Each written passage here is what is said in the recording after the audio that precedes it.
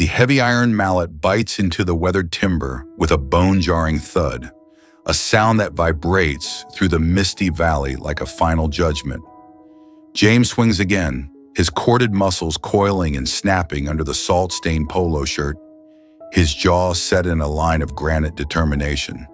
Behind his black-rimmed glasses, sweat stings his eyes, but he refuses to blink, refuses to let the world see the exhaustion creeping into his marrow. He is an architect of redemption, hammering down the floorboards of a sanctuary built from the wreckage of his former life. Every strike is a silent prayer.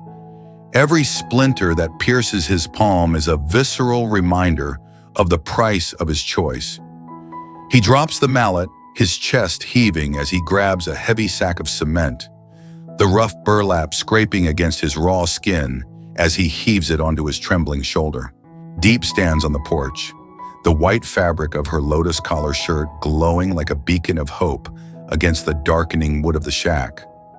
She watches him with bated breath, her fingers clutching the serrated wooden railing so tightly her knuckles turn porcelain white.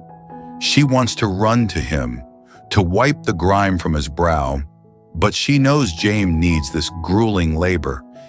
It is his only language of love, his only way to atone for a surname that feels like a heavy curse. She descends the stairs, her steps light yet deliberate on the muddy ground, carrying a basin of cool, clear water. Jame doesn't look up. He pours the thick cement, his hands shaking slightly from the physical strain, his mind locked on the singular goal of keeping this roof over their heads against the encroaching storm. Would you let your pride burn to the ground just to save the woman who owns nothing but her soul? The gravel crunches under a weight that doesn't belong to these quiet mountains. Jame stiffens, the bucket of water slipping from his grip and splashing onto his mud-stained boots. He turns, wiping his glasses with a rag smeared with machine grease and oil, his gaze sharpening as Mrs. Huyen emerges from the emerald fog.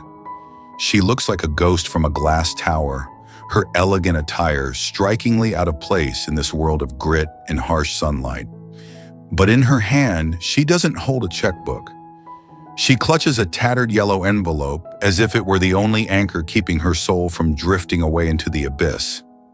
Jame steps in front of Diep, his body a wall of solid muscle and raw defiance, shielding her from the invisible storm he knows is gathering. Mrs. Huyen stops, her face a map of long-buried secrets and unspoken apologies. She looks at Diep, not with the cold, calculated arrogance of the Huyen family, but with a recognition so deep it feels like a physical blow to the chest. "Jame," she whispers, her voice a fragile reed caught in their relentless mountain wind. Jame doesn't answer with words. He reaches for a heavy piece of lumber, his biceps straining as he moves it to clear a path, his every movement a ritual of sacred labor. He is trying to build a fortress with his bare hands, but his mother has arrived with a psychological bomb made of aged paper. He finally stands tall, the harsh side lighting of the afternoon sun sculpting the fierce jawline of a fallen king who refuses to bow to fate. The storm inside the yellow envelope is far louder than the mountain wind. Jame stands on the edge of the serrated porch, his fingers trembling as he refolds the photograph that could dismantle his entire existence. He doesn't scream. He doesn't weep. Instead, he grabs a heavy coil of rusted barbed wire, his bare hands bleeding as he drags it toward the perimeter of the shack. He is building a fence of pain, a physical barrier to keep the sins of his father from touching the purity of this home. Every tug of the metal wire is a battle against the DNA in his veins, a desperate attempt to prove that he is more than just his father's son. Diep watches from the doorway, her hands resting on the horizontal timber planks, the white of her lotus collar shirt stained with the dust of their struggle. She sees the blood on Jame's palms, but she doesn't tell him to stop.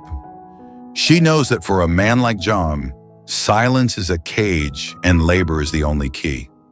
She walks toward the garden, her steps heavy with the weight of the secret she just glimpsed, her fingers brushing the vibrant green leaves of the pomelo trees. She begins to dig into the earth with a simple trowel, her movements synchronized with James' hammering. A duet of sacrifice performed in the mud. Would you rather rot in a shack with the truth or rule an empire built on a lie? Suddenly, James' phone vibrates on the wooden table, a sharp mechanical buzz that feels like a viper's hiss. He doesn't answer. He keeps twisting the wire, the metal biting into his skin, his jaw set so tight it looks like stone. Mrs. Huyen steps forward from the kitchen shadows, her face a mask of iron resolve. She picks up the phone and looks at the screen. "It's your father, Jamie. He knows I'm here," she says, her voice steady despite the tremor in her hands. James finally stops, his breath coming in ragged gas, the sweat dripping from his chin onto the parched ground. He stands tall, wiping his glasses with a rag, the side lighting of the setting sun casting long, dramatic shadows across his sharp jawline. "Let him call," James growls, his voice a low vibration of raw power. He reaches for a heavy water container, his muscles bulging as he heaves it onto his shoulder, walking toward the shack to douse the fire in the stove. He is no longer the CEO who commanded boards. He is a guardian who commands the elements. Mrs. Huyen watches him, her heart breaking for the man she raised to be a king, but proud of the man who chose to be a human. The moral dilemma arrives with a single text message that follows the missed call. "Return tonight to save the warehouse from the bank, or watch this shack burn by morning." James stares at the screen, the blue light reflecting off his lenses. He looks at Diep, who is now standing beside him, her hand finding his in the dark. She doesn't ask him to stay. She doesn't beg him to go. She simply leans her head against his shoulder, her presence a silent anchor in the chaos. James feels the pull of the empire, the power to fix everything with a single signature, versus the sanctity of this muddy yard. He grabs a heavy wooden beam, his arms shaking as he braces it against the sagging roof of the porch, choosing to reinforce the present rather than reclaiming the past. Mrs. Huyen steps between them and the path leading to the city. "I will go," she says, her voice echoing with the authority of a queen who has found her sword. "I will tell him that the empire he built is already a grave, and that Jame has already risen from it." She takes the yellow envelope, tucking it into her bodice as a shield. Jame watches her go, his fingers still stained with machine grease, his heart a heavy stone in his chest. He doesn't say goodbye.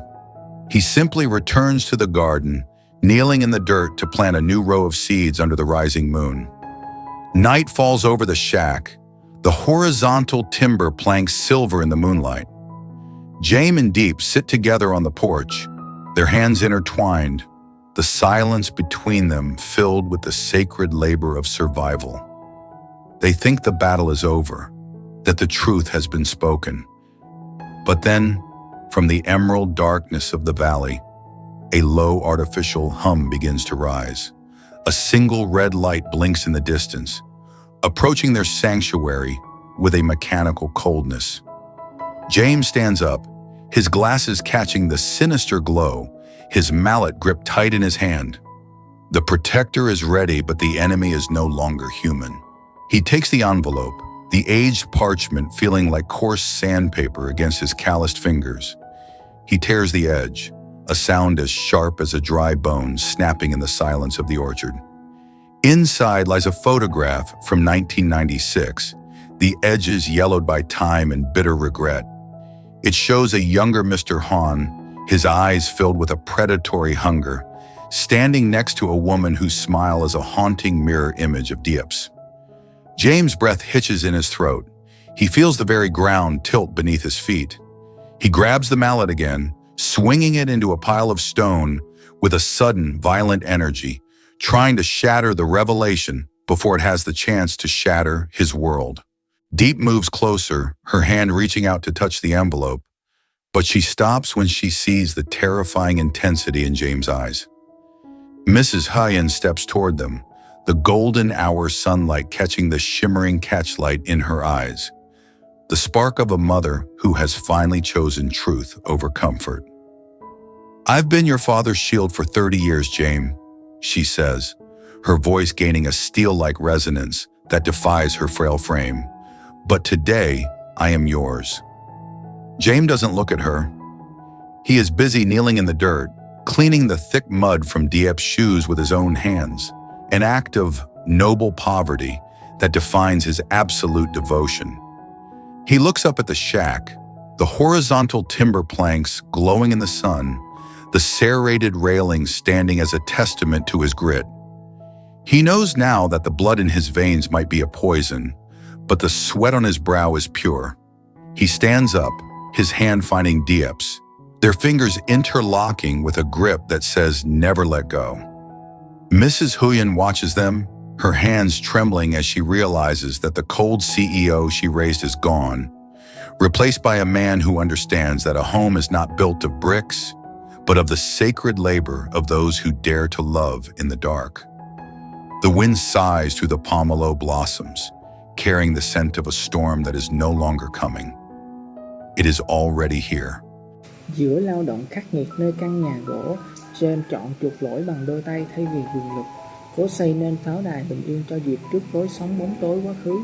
Sự xuất hiện của mẹ Huyền cùng chiếc phong bì cũ hé lộ bức ảnh năm 1996, cho thấy mối liên hệ đáng sợ giữa ông Huyen và một người phụ nữ giống Diệp, khiến Jame đối mặt với sự thật có thể phá hủy mọi thứ. Khi cha anh đe dọa buộc anh trở về để cứu đế chế, Jame vẫn quyết gia cố tới nhà hiện tại thay vì chọn quyền lực. Mẹ Huyền chọn đứng về phía con trai, mang theo dấu bí mật rời đi trong quá khứ. Nhưng khi đêm xuống, một tín hiệu đỏ đến gần căn nhà, báo hiệu rằng cơn bão không còn là ký ức mà đã trở thành hiện thực đang ập đến.